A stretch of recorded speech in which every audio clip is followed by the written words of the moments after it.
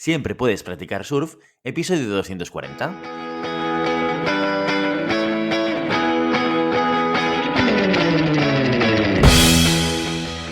Bienvenido y bienvenida a Siempre puedes practicar surf, el podcast diario sobre recursos humanos. Este podcast está pensado para profesionales de recursos humanos, gerentes o jefes de equipo y podrás encontrar técnicas, consejos, ideas, conceptos y noticias sobre la gestión de personas. Eso sí, con un enfoque práctico y aplicable.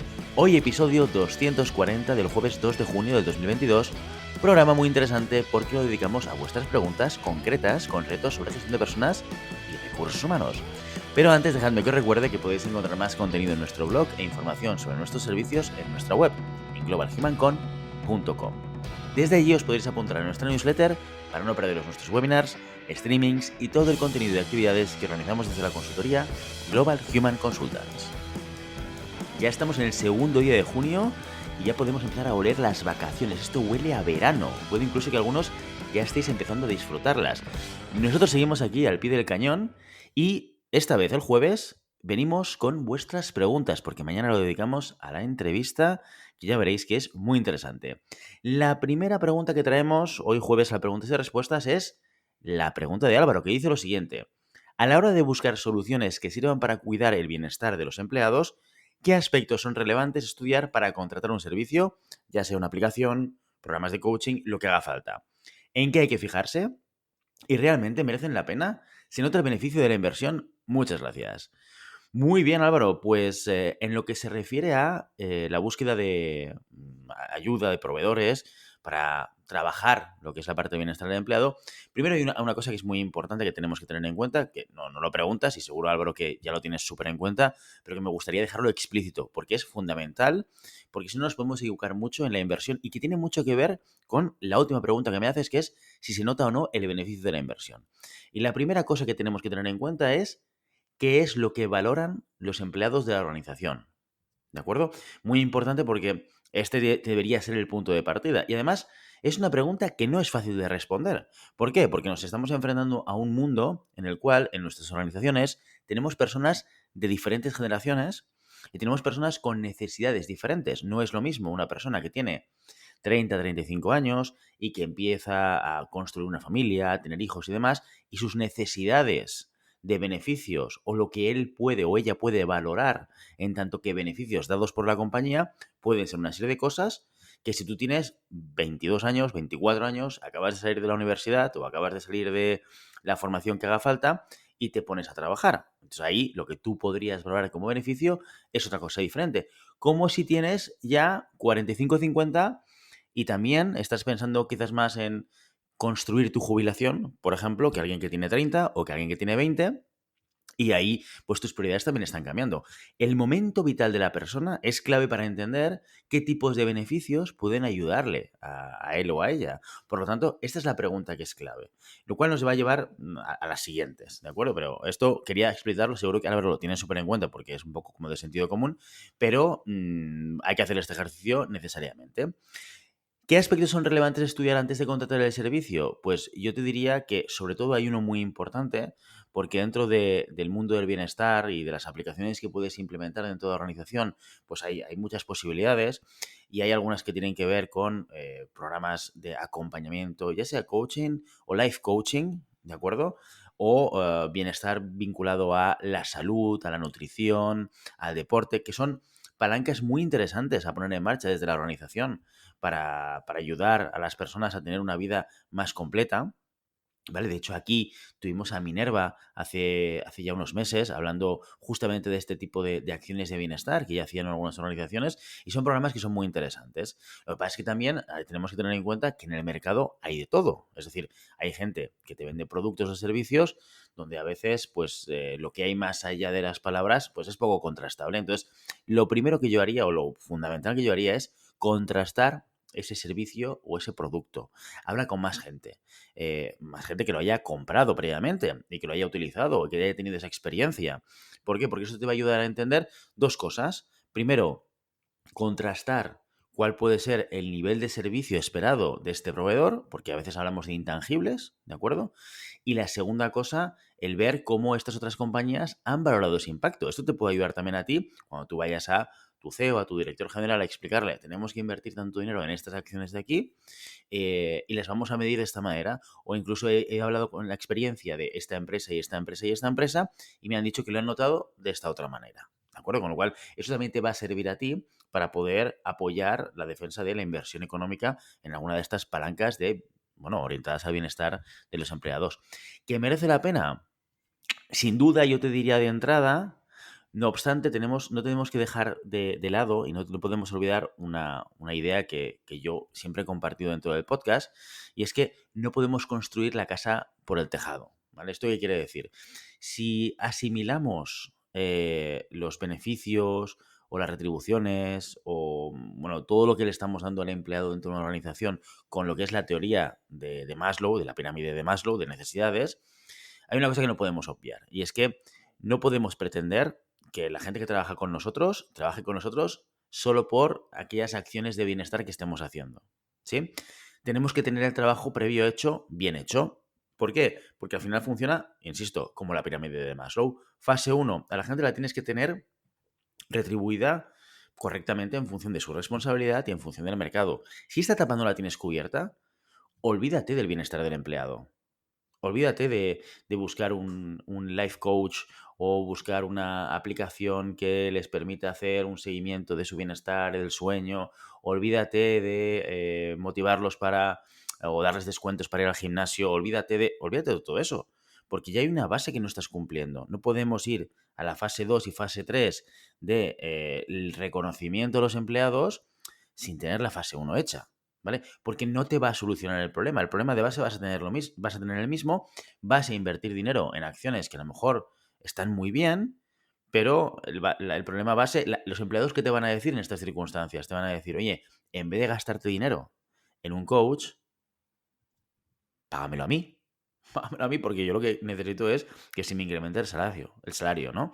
Esto siempre con un balance, porque ya sabemos todos que la retribución, pues muchas veces es un elemento que cuando a mí me tocas el salario en el corto plazo, yo recibo un boost de motivación y noto ese reconocimiento, pero con el tiempo me voy acostumbrando, ¿vale? Con lo cual tú tienes que tener muy claro, y de ahí que es muy importante que estemos mirando de manera recurrente, cada año, cada 2 años, depende del sector en el que estemos, qué es lo que está pasando en el mercado para entender si realmente nuestras retribuciones son competitivas o no.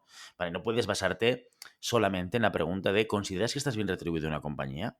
¿Por qué? Porque muchas veces la gente te va a decir, pues no considero que esté correctamente retribuido en la compañía. De hecho, esta es una de las preguntas que de manera estándar suelen ser las que reciben una peor valoración cuando se hacen los estudios de clima laboral.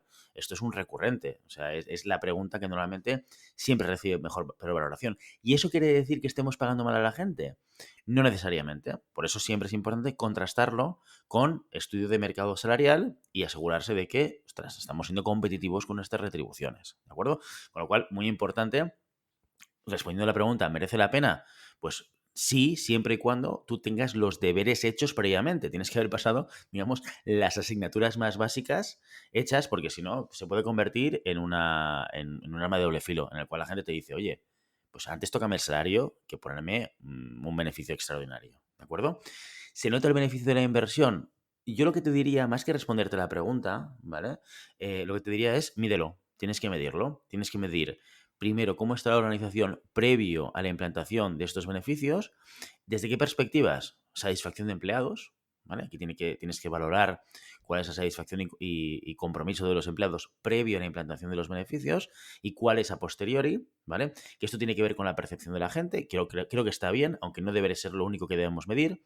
Y lo segundo es si ha habido cambios sustanciales en rendimiento y en fidelización de los empleados, ¿vale? Por tanto, antes de implementar estos sistemas, tienes que tener muy clara cuál es la rotación que tienes en la compañía, ver si esa rotación está trabajando, absentismo, si eres una compañía en la cual, por lo que sea, hay ciertos niveles de absentismo, exactamente lo mismo, y finalmente rendimiento, y ver si esto está ayudando o acompañando a un incremento de rendimiento o no. Yo creo que con estas 4 patas, que es satisfacción, rendimiento, absentismo y rotación, seguramente con estos 4 elementos tienes muchas variables para poder valorar si esto se nota o no se nota. Así que, Álvaro, mucha suerte y ya nos dirás qué tal te ha ido. Seguimos con Nuria, que nos pregunta lo siguiente. Nos dice, hola, Me gustaría saber si es legal que el CEO de una empresa controle el departamento de recursos humanos. En realidad, recursos humanos lo llevaban dos personas, pero una de ellas se marchó y otra está de baja por maternidad. Mientras no hay nadie en el departamento, el CEO lo está gestionando, lo que implica que está teniendo acceso a emails e información sensible y confidencial. Ahora nos acaba de pedir que rellenemos una encuesta no anónima sobre cómo estamos en la empresa y nos anima a enviar mails a recursos humanos si estamos estresados. No sé, pero ¿esta conducta nos resulta en una especie de conflicto de intereses? Gracias. Pues bien, Nuria, yo creo que no. ¿Por qué? Porque, a ver, al final, el CEO controla, vamos a ponernos, la palabra no sé si me gusta mucho, pero vamos, tú la utilizas en tu pregunta, controla recursos humanos. Haya un director de recursos humanos o no. O sea, el último responsable de la gestión de personas en una compañía es el CEO, es el director general. Como el último responsable de las ventas es el CEO. Como el último responsable del marketing es el CEO. ¿De acuerdo? Independientemente de que debajo de él haya un director o haya directamente un equipo de personas que estén ejecutando las tareas que toquen. Por lo tanto, recursos humanos no es un elemento aislado de la organización en una empresa.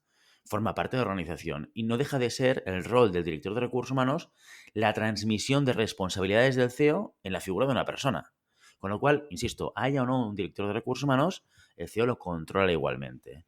Otra cosa es que sí que es cierto que cuando hay una figura de director de recursos humanos, la compañía se puede permitir el hecho de poder tener conversaciones, digamos, entre comillas, más anónimas o conversaciones más privadas con respecto a problemas que tienen las personas dentro de la organización y jugar ese rol en el cual la persona de recursos humanos se puede convertir en alguien que pueda recoger información, datos, opiniones, sensibilidades de personas sin tener que transmitir necesariamente esto a nadie de la organización diciendo que fulanito de tal o menganito de cual es la persona que le pasa esto. Entonces, puede jugar ese rol y a veces, muchas veces, la dirección de recursos humanos juega ese rol de tomar sensibilidad de cosas que están pasando porque le llega información, porque la gente se siente tranquila a la hora de compartirlo con la dirección de recursos humanos porque sabe que está en un entorno de seguridad.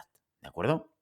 Esto pasa a veces y es un rol que muchas veces las direcciones de recursos humanos están tomando. Pero igualmente el director de recursos humanos está para ayudar y apoyar al negocio y a la organización en el corto, medio y largo plazo, con lo cual forma parte también de la responsabilidad del CEO que esto funcione así. Cuando me comentas que os han pedido rellenar una encuesta anónima, pues a mí me parece muy honesto por parte del CEO. ¿Sí? Esto, fíjate que muchas veces las compañías, las organizaciones, cuando quieren lanzar una encuesta, un estudio de clima, un estudio de satisfacción o compromiso de empleados, donde hay preguntas que tienen que ver con, oye, ¿cómo percibes la organización?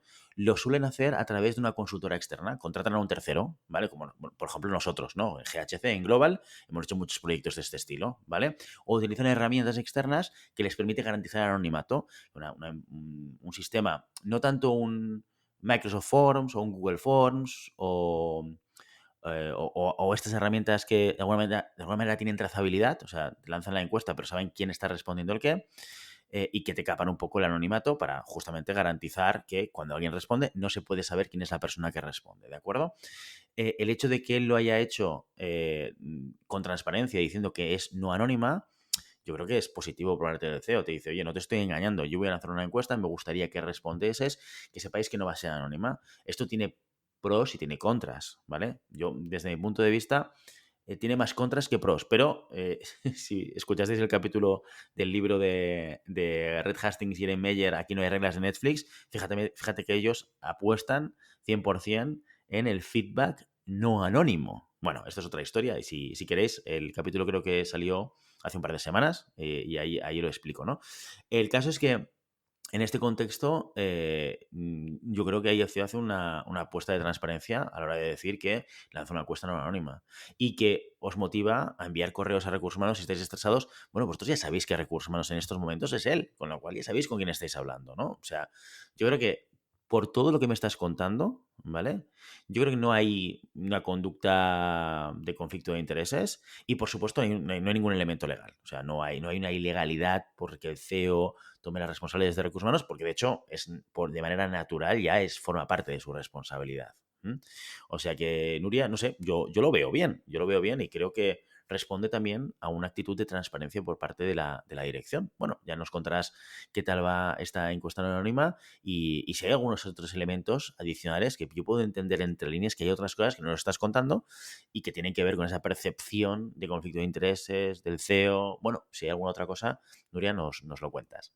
Y acabamos este preguntas y respuestas con Manuela, que nos pregunta lo siguiente. Dice, buenas, me gustaría organizar alguna actividad de team building para un equipo en remoto y me gustaría saber si en GHC habéis organizado este tipo de eventos alguna vez y cómo ha sido la experiencia. La mitad del equipo está en Barcelona y la otra mitad está en Madrid. Muchas gracias. Pues bien, Manuela, ostras, pues es un retazo esto. Montar un team building con gente en remoto es un retazo. Yo creo que aprendimos mucho durante la pandemia por obligación y porque lo tuvimos que poner en marcha. Y realmente, fíjate, nosotros experiencia en ello. Yo recuerdo, hay un evento que, mira, aprovecho para compartirlo con todos vosotros por si os interesa, que se llama el Cheers for You. Esto lo podéis encontrar en www.cheers4u, que se escribe CHEERS 4u.org. ¿De acuerdo? Repito, ¿vale? Para que apuntéis si queréis mirarlo. CHEERS4u.org.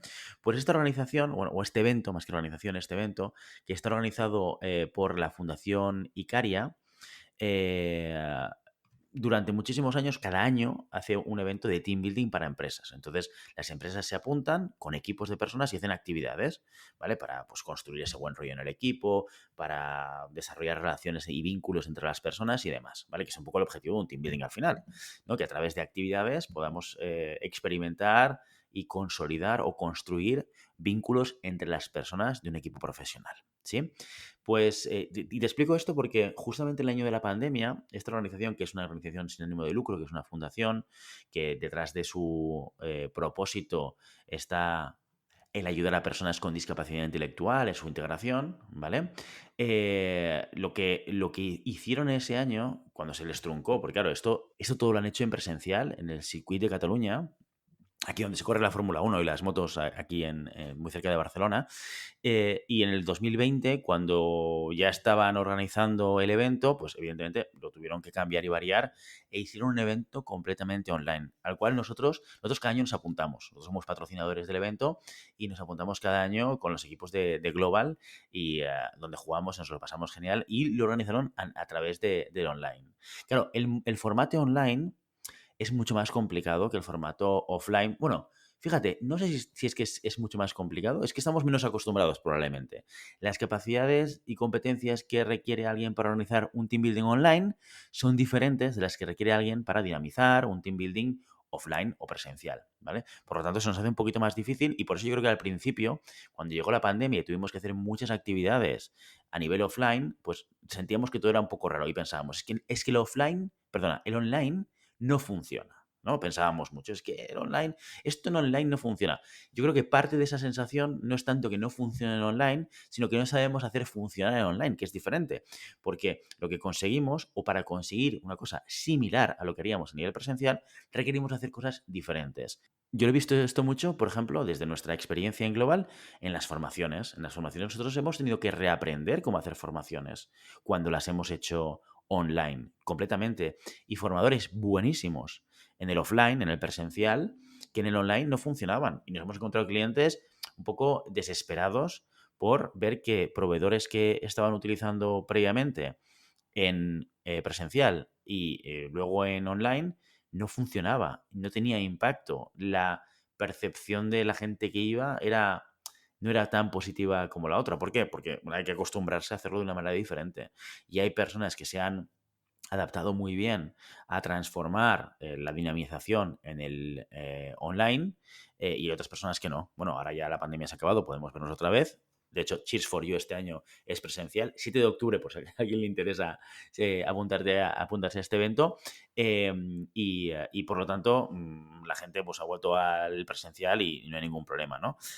Claro, pero siguen habiendo circunstancias como esta, como la que tú me cuentas, Manuela, que es que tenemos equipos en Madrid y en Barcelona y nos gustaría construir equipo entre ambas partes. Nosotros vivimos esa experiencia con el equipo del evento de Chess for You en el 2020. Claro que requiere un cierto rodaje, claro que requiere sobre todo que te busques a un partner que tenga experiencia en el online, se pueden hacer cosas completamente. Porque al final el team building tiene este objetivo. A través de actividades lúdicas, de retos, de trabajos en equipos, el construir relación. La relación entre las personas es uno de los elementos clave para conseguir un equipo de alto rendimiento. Y esto no es algo que yo diga. Podéis consultar el modelo Tuckman de construcción de equipos de alto rendimiento, que efectivamente una de las fases a las cuales él hace referencia en este modelo es justamente el de generar relaciones potentes entre las personas, que se conozcan las personas a nivel personal. ¿Por qué? Porque ese vínculo ayuda a solucionar muchos conflictos y muchos problemas que podamos tener dentro del equipo. Cuando yo humanizo a mi compañero o compañera. Y el team building es una herramienta para poder hacerlo. Y esto lo podemos hacer a nivel online y a nivel presencial, sin ningún tipo de problemas. Lo que pasa es que, insisto, Manuela, que lo que tienes que hacer es buscarte un partner que tenga experiencia. Y mira, aprovecho para utilizar la respuesta que le he dado a Álvaro. Contrástalo, háblalo con empresas, con clientes que hayan tenido esa experiencia previa en algún evento de team building offline y ponlo en marcha. Porque funciona, te puede funcionar súper bien. Creo que nos tenemos que acostumbrar todos a poder tener la flexibilidad de trabajar en modelo online, en modelo presencial y en modelo híbrido, porque esto no es el futuro, es que es el presente. Muchas empresas ya han adoptado en su modelo de trabajo esta complejidad de presencia física, ¿vale? Y tenemos que buscar soluciones a esto. No podemos renunciar a construir vínculos entre las personas o no podemos renunciar a construir cultura por el hecho de decidir que tengamos una política de teletrabajo o de no presencialidad o de lo que haga falta. Así que, Manuela, te animo a que lo hagas, a que te busques al proveedor adecuado, porque estas dinámicas funcionan y si encuentras al proveedor adecuado, que ya te digo que esto es un reto al que todos nos hemos enfrentado desde que llegó la pandemia, te va a funcionar súper bien. Y con esto nos despedimos hoy y ya sabes, no puedes detenerlas olas, pero siempre puedes practicar surf. Y hasta aquí nuestro episodio de hoy. Como siempre queremos invitaros a que os pongáis en contacto con nosotros, nos deis vuestra opinión y nos sugeráis si tenéis algún tema o alguna pregunta concreta. Lo podéis hacer a través de la página de contacto en globalhumancom.com/contáctanos o a través de las redes sociales. Estamos en Facebook, en Instagram, en Twitter y en LinkedIn. Y si el contenido de este podcast te gusta, no te olvides suscribirte, darnos 5 estrellas en iTunes y me gusta tanto en iVoox como en Spotify. Igualmente recuerda que puedes encontrar más contenidos, noticias y recursos en nuestra web, en globalhumancom.com. Muchas gracias por todo, por tu tiempo, por tu atención y por tu interés en estos temas sobre gestión de personas. Nos escuchamos mañana viernes con una entrevista, esto sí, interesantísima. Hasta entonces, feliz día.